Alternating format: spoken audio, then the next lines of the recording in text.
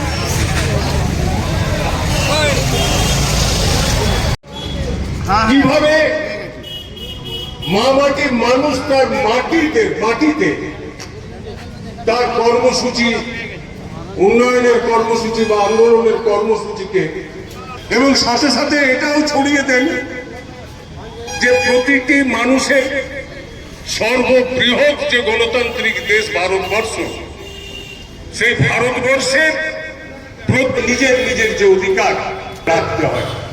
যাই হোক, আমি সুযোগ হয় তাহলে আমি মিটিং করবো। এখন আমাদের মধ্যে অনেক তিনটি ইস্যুকে নিয়ে আমরা সকলেই কিন্তু হাজির হই প্রতি বুথে বুথে।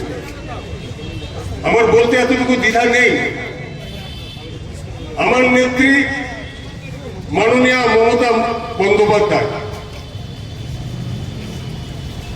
আমাদের বাংলায় একটা কথা কথিত আছে, what Bengal's think today others think tomorrow. তো আমাদের নেত্রী প্রতিটি বিষয়ে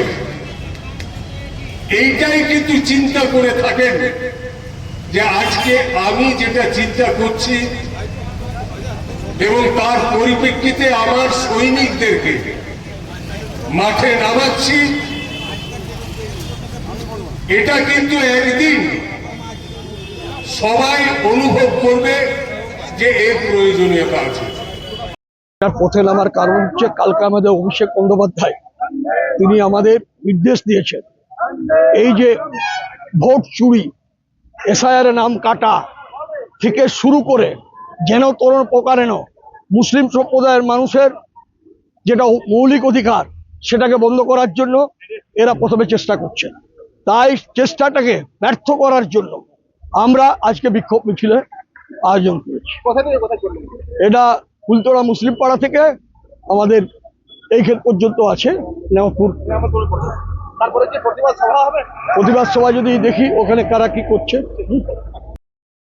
এসআইআর এর নামে পশ্চিমবাংলায় যেভাবে একটা ভীতির বাতাবরণ তৈরি করার চেষ্টা করছে এবং এসআইআর এর নামে যেভাবে বাংলার নাগরিকদের বঞ্চিত করার চেষ্টা করা হচ্ছে গণতান্ত্রিক অধিকার থেকে, তার বিরুদ্ধে সর্বভারতীয় সাধারণ সম্পাদক তৃণমূল কংগ্রেসের অভিষেক ব্যানার্জি মাননীয় সাংসদ, তার নির্দেশে আজ গোটা রাজ্যেই দল আবার রাস্তায় নেমেছে। তো সুতরাং সেই এসআইআর এর নামে যেভাবে একটা ধ্বংসাত্মক রাজনীতি করার চেষ্টা করছে, মোদিজি যেভাবে পশ্চিমবাংলাকে, বাংলা বিরোধী কেন্দ্রীয় সরকার বিজেপি যেভাবে বাংলার বিরোধিতা করছেন, যেভাবে বাংলার অস্মিতাকে ধাক্কা দেওয়ার চেষ্টা হচ্ছে, তার বিরুদ্ধে প্রতিবাদে তৃণমূল কংগ্রেস রাস্তায়।